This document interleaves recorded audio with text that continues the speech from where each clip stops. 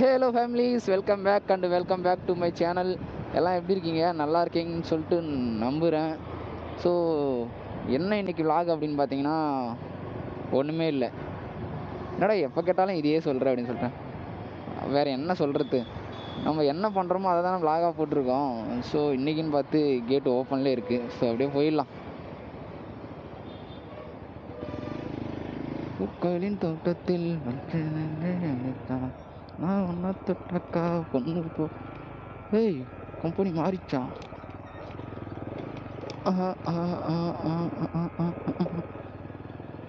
So இயல்பு நிலைக்கு மாறிய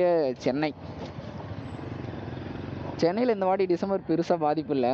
அதாவது ஏன்னா பாதி டிசம்பர் வந்து கடக்க போகிறோம். பட் இன்னும் பாதி டிசம்பர் இருக்குது.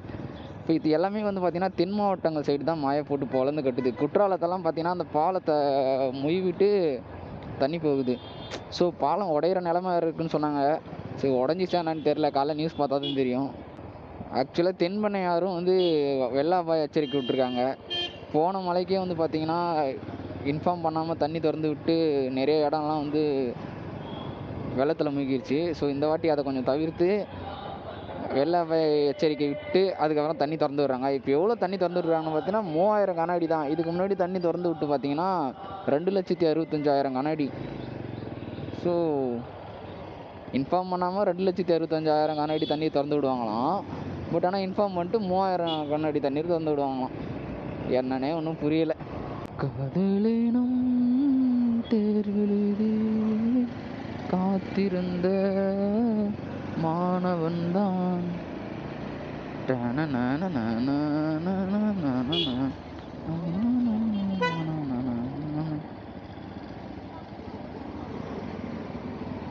ஃபேமிலிஸ் ஆட்டோவை பார்த்த உடனே தான் ஞாபகம் வருது. பைக் டாக்ஸியெல்லாம் வந்து இப்போதைக்கு வந்து தடை பண்ணிருச்சு தமிழ்நாடு அரசு. மத்திய அரசு வந்து அதை அலோவ் பண்ணியிருக்காங்க. பட் தமிழ்நாடு அரசு வந்து தடை பண்ணுறாங்க. ஸோ என்ன ரீசன் அப்படின்னு பார்த்தீங்கன்னா, இப்போ ஆட்டோலாம் பார்த்தீங்கன்னா எல்லோ போர்டு வச்சு ஓட்டுறாங்க. சப்போஸ் ஆட்டோவில் போகிறவங்களுக்கு ஏதாவது ஆக்சிடென்ட் ஆச்சு அப்படின்னா அவங்க இன்சூரன்ஸ் வச்சு கிளைம் பண்ணிக்கலாம். பட் ஆனால் பைக் வந்து ஒயிட் போர்டுன்றதால அந்த இன்சூரன்ஸ் ப்ராப்ளம் வந்து கிளைம் பண்ண முடியாது. அது மட்டும் இல்லாமல் பைக் டாக்ஸி ஓட்டுறதால ஆட்டோக்காரங்களுக்கு வந்து சம்பளம் அதிகமாக வரமாட்டுதான். எல்லா சவாரியுமே வந்து பைக் டாக்ஸி எடுத்துடுறாங்களாம். ஸோ அதனால் வந்து இப்போ லாஸ்ட்டு ஒரு 2 டேஸாக வந்து இந்த நியூஸ் தான் வந்து போயிட்டுருக்கு.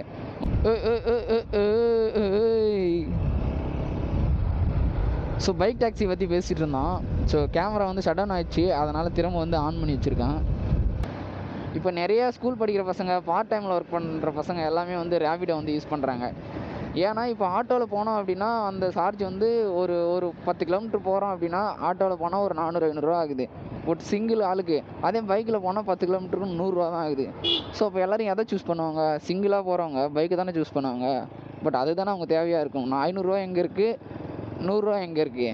அப்போ எல்லோரையும் 100 தான் போக பார்ப்பாங்க. இது வரைக்கும் எந்த ரேபிடோவில் போயும் யாருக்கும் ஆக்சிடெண்ட் ஆகி இது வரைக்கும் நியூஸ் வந்ததே கிடையாது. ஸோ அப்படி இருக்கும்போது இவங்களாம் ஆட்டோ டிரைவராக வந்து அந்த மாதிரியெல்லாம் சொல்லிக்கிறாங்க. ஏன்னா நானும் வந்து ரேபிடோ ஓட்ட போயிருக்கேன். அதனால தான் எனக்கும் வந்து இதை சொல்லணும்னு தோணுச்சு. அதனால் சொல்கிறேன். இப்போ எல்லாருமே என்ன சொல்கிறாங்கன்னா, ஆட்டோ டிரைவர் எல்லாம் எங்கள் வாழ்வாதாரமே போயிடுச்சு, நீங்கள்லாம் எல்லாம் அதாவது பைக் டாக்ஸி வந்ததாலே எங்கள் ஆட்டோ டிரைவருக்கு வாழ்வாதாரமே போயிடுச்சு, இப்படியே போனால் நாங்கள்லாம் நடுத்தருக்கு தான் வரணும், நாங்கள்லாம் என்ன பண்ணுறது அப்படின்ற மாதிரி வந்து 2 நாளாக நியூஸ் போயிட்டுருக்கு. ஸோ என்ன பண்ணுறது? அதை மீறியும் வந்து பைக் டாக்ஸி ஓட்டினாங்க அப்படின்னா 10,000 வந்து அபராதமா பைக் ஓட்டுறவங்களுக்கு. அதாவது இந்த ஓலா, ஊபர், ரேபிடோ அவங்க வந்து அதாவது ஏற்றிட்டு போகிறாங்கல்ல, அவங்களுக்கு பார்த்தீங்கன்னா 10,000 வந்து அவதாரம் போட்டிருக்காங்க தடையை மீறி ஓட்டுனா. ஒரு சில இடத்துலலாம் வந்து வண்டியே வந்து பறிமுதல் பண்ண சொல்லிட்டாங்க. ஸோ அது என்ன பண்ண போகிறாங்கன்னு தெரில. பார்க்கலாம், பொறுத்து இருந்து பார்க்கும். ஒரு 2 டேஸ் கழிச்சு தெரியும் என்னன்னு. ஆனால் பார்த்தீங்கன்னா மற்ற ஸ்டேட்லாம் வந்து பார்த்தீங்கன்னா கர்நாடகாவில் மட்டும்தான் அலோவ் பண்ணலைன்னு நினைக்கிறேன். மற்ற ஸ்டேட்லாம் வந்து அலோவ் பண்ணியிருக்காங்க பைக் டாக்ஸி. இங்கே மட்டும் இவ்வளோ நாளாக அலோவ் பண்ணியிருந்தாங்க. இப்போ வந்து இந்த மாதிரி ஆயிடுச்சு. ஆனால் சொல்கிற ரீசன் பார்த்தீங்கன்னா ரொம்ப கேவலமாக இருக்குது. இதுக்கு முன்னாடி கார் டாக்ஸின்னு ஒன்று இருந்துச்சு. இப்போ கார் டாக்ஸியெல்லாம் எங்கே போச்சு? கார் டாக்ஸின்னு ஒன்று இல்லவே இல்லை. இப்போ ஆட்டோ டாக்ஸி வந்ததால தான் இப்போ கார் டாக்ஸி இல்லை. அதே மாதிரி தான் மேக்ஸிமம் 80% பேர் ஒன்றும் வந்து பைக் டாக்ஸியை புக் பண்ணுறது கிடையாது. கொஞ்சம் பேர் தான் வந்து பைக் டாக்ஸி புக் பண்ணுறாங்க. மற்றவங்கெல்லாம் வந்து பார்த்திங்கன்னா ஆட்டோவில் தான் போகிறாங்க. சிங்கிளாக யாரெல்லாம் சிங்கிளாக போகிறாங்களோ அவங்க தான் வந்து பைக் டாக்ஸி புக் பண்ணுறாங்க. நேற்றெல்லாம் பார்த்தீங்க அப்படின்னா சென்னையில் வந்து சரியான மழை பெஞ்சிச்சு. இன்றைக்கி பார்த்தீங்கன்னா அப்படியே கம்மியாகிடுச்சு. மழை ஃபுல்லாக வந்து அந்த பக்கமாக போயிடுச்சு. திருநெல்வேலி, தென்காசி அந்த மாதிரி சைடு போயிடுச்சு, தூத்துக்குடி. ஸோ இன்றைக்கி ஈவினிங் வரைக்கும் கனமாக இருக்குன்னு சொல்லியிருக்காங்க. திருநெல்வேலி, தென்காசி, தூத்துக்குடி தென்காசி மக்களே கொஞ்சம் பார்த்து இருந்துக்கோங்க. குற்றாலத்தில் காலையில் தான் பார்த்தேன். குற்றாலத்தில் அவ்வளோ தண்ணி அந்த குற்றாலம் அந்த பாலம் இருக்கும்ல, அந்த பாலத்துக்கு மேலே வரைக்கும் போகுது. அப்போ அங்கே இருக்க பக்கத்தில் இருக்க வீடு கடையெல்லாம் எனக்கு தெரிஞ்சு அடிச்சிட்டு போயிட்டுருக்குன்னு நினைக்கிறேன். அங்கே வந்து சின்ன சின்ன வியாபாரிகள் கடை போட்டிருப்பாங்கள்ல, அந்த கடையெல்லாம் எனக்கு தெரிஞ்சு அடிச்சிட்டு போயிட்டுருக்குன்னு நினைக்கிறேன். ஸோ இதுக்கு எப்படி இன்ஃபார்ம் பண்ணியிருக்க மாட்டாங்க, குற்றாலத்தில் இவ்வளோ தண்ணி வரப்போகுது எல்லாம் போங்கன்னு சொல்லிட்டு ஒரு எச்சரிக்கையும் கொடுத்துருக்க மாட்டாங்க. 2,65,000 கண்ணாடி திறந்து விடும் போதே ஒரு இன்ஃபர்மேஷனும் தரல, இதுக்கு மட்டும் எப்படி கொடுத்துருக்க போகிறாங்க? மக்கள் மேலே அக்கறை இருக்கா நானும் ஒரு கன்றாயும் தெரில.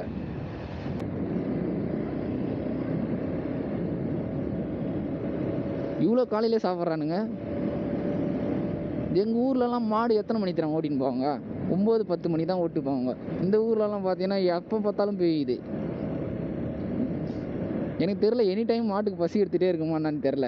எப்போ பார்த்தாலும் நைட்டில் பார்த்தாலும் மேய்ஞ்சிட்ருக்கு, காலையில் பார்த்தாலும் மேய்ஞ்சிட்ருக்கு, எப்போ பார்த்தாலும் மேய்ஞ்சிட்ருக்கு. எங்கள் ஊர்லாம் எப்படின்னா காலையில் ஒரு 9 மணி 10 மணி அப்படி தான் மாடு ஓட்டிகிட்டு போவாங்க.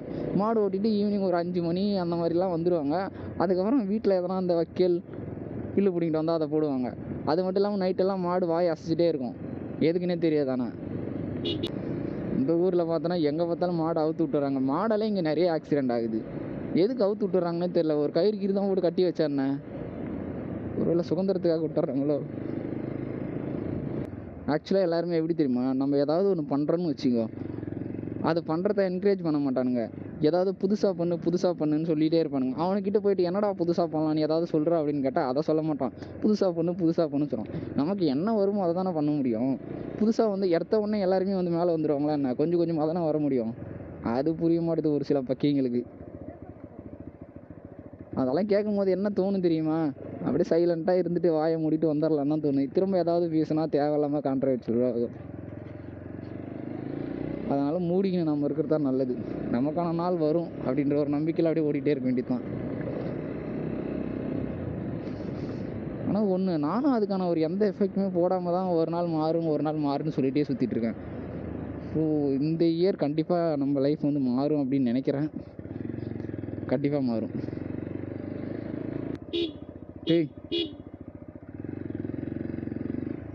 நடக்க முடியலையா? ஃபேமிலிஸ் இப்போ டைம் பார்த்தீங்கன்னா 8 ஆகுது. 8க்கு இவ்வளோ பனி பெய்யுது. அப்போ காலையிலே எவ்வளோ பெஞ்சிருக்கும். ஸோ இதுக்கப்புறம் மழை வராதுன்னு நினைக்கிறேன். சென்னையில் மழை கம்மி அப்படின்னு சொல்லிட்டாங்க. பட் அதனால தான் நான் வந்து இன்றைக்கி வீடியோ எடுக்க வந்தேன். இதுக்கு முன்னாடி மழைலாம் பெஞ்சிச்சு அப்படின்னா வீடியோ எடுக்கவே முடியாது. ஏன்னா கேமரா வந்து வாட்டர் ப்ரூஃப் தான். பட் அதில் போட்டிருக்க மைக்கு, அந்த மைக் அடாப்டர் அதெல்லாம் வந்து பார்த்திங்கன்னா வித்தவுட் வாட்டர் ப்ரூஃப். ஸோ அதனால் அதெல்லாம் தண்ணி பட்டுச்சு அப்படின்னா ஒன்றுமே பண்ண முடியாது. இதில் வர எல்லா மெட்டீரியலுமே வந்து பார்த்திங்கன்னா சின்னதாக தான் இருக்கும். ஆனால் காஸ்ட் பார்த்திங்கன்னா அதிகம். ஒரு இவ்வளோ பெருசாக இருக்கும் ஒரு மைக் அடாப்டரு. அது பார்த்திங்கன்னா கிட்டத்தட்ட 2200 இப்போ என்கிட்ட ஒரு 3வது அடாப்டர் இருக்குன்னு நினைக்கிறேன். ஏன்னா 2 கேமரா இருக்கிறதால ஒரு கேமராவுக்கு வந்து 2 அடாப்டர். ஒன்று வந்து என்ன ஆச்சுன்னே தெரில, ஒர்க்கே ஆக மாட்டேது. அதனால் அதை தூக்கி போட்டு இன்னொன்று வாங்கினா இப்போ இந்த கேமராவுக்கு வந்து இன்னொரு மைக்கு, அந்த மாதிரி 2 மைக் இருக்குது. ரெண்டுமே வந்து காஸ்ட் பார்த்தீங்கன்னா 2200 சம்திங் வருது. ஒரே ஒரு சின்ன பின்னு தான், அது இவ்வளோ பெருசு தான் இருக்கும் ஒரு பின்னு. அதுவே பார்த்தீங்கன்னா 150 160 அந்த மாதிரி வருது. கேமரா வாங்குறது பெருசு இல்லை, அதுக்கு வாங்க வேண்டிய ஆக்சசரிஸ் பார்த்தீங்கன்னா தான் இப்போ ஹெவி பட்ஜெட்டில் போகுது. எக்ஸாம்பிளுக்கு இதோ இருக்குல்ல, இதுவே பார்த்தீங்கன்னா 150க்கு மேலே தான் வருது ஒன்று வாங்கினாலே. இதுதான் 150 மேலே. பட் ஆனால் அதில் கேமரா மாட்டினோம்னா கொஞ்சம் தடன்னு ஆடுது, பயமாக இருக்குது. இதில் கேமரா மாட்டினா புட்டுன்னு விந்துருமோன்னு சொல்லிட்டு கொஞ்சம் பயமாக இருக்குது. ஒரு 1 டைமோ 2 டைமோ தான் இதில் வந்து யூஸ் பண்ணேன். ஸோ அதுக்கப்புறம் அப்படியே விட்டேன். இப்போ புதுசாக ஒரு கிளாம்ப் ஒன்று வாங்கினது இந்த இடத்தான மாட்டுற மாதிரி. அது பார்த்தீங்கன்னா காஸ்ட்டு ஒரு 1000 வருது. பார்க்கலாம், அமௌண்ட்டு தான் இல்லை. சரி வந்தவொடனே வாங்கிட்டோம் அப்படின்னா ஃப்ரண்ட்டு அண்ட் பேக்கு. இப்போதைக்கு நீங்கள் பார்த்தீங்கன்னா பேக் வியூ மட்டும்தான் வந்து ஃப்ரண்ட் வியூ மட்டும் தான் பார்த்துட்ருப்பீங்க, என்ன பார்க்க முடியாது. ஸோ அந்த ஸ்டாண்டு வாங்கிட்டேன் அப்படின்னா ஃப்ரண்ட்டு பேக் ரெண்டுமே சேர்த்து பார்க்கலாம். இந்த ஏரியாவில் கூட அடிக்கடி ஆக்சிடெண்ட் ஆகும். எதனால் தெரியுமா, ஒரு பிளாக் கலர் கண்ணுக்கே தெரியாத உருவம் டக்குன்னு இப்படி ஓடும். அதனால தான் இந்த ஏரியாவிலையும் அதிகமாக ஆக்சிடெண்ட் ஆகும். நானே நிறைய வாட்டி பார்த்துருக்கேன். டக்குன்னு நாட்டு வந்துகிட்டே இருப்பான், டக்குன்னு குறுக்கால ஓடும். வேறு ஒன்றும் இல்லைங்க, பன்றி தான் சொல்கிறேன். திடீர்னு பார்த்தீங்கன்னா ஓடும், திடீர்னு பார்த்தீங்கன்னா ஓடி வரும். ஸோ அதனால தான் இங்கே வந்து ஆக்சிடெண்ட் அதிகமாக ஆகுது. ஃபேமிலிஸ், இந்த வீடியோவை இதோட முடிச்சிக்கலாம். ஸோ ஏன்னா நம்ம வந்து ஒரு முக்கியமான இடத்துக்கு வந்துட்டோம்.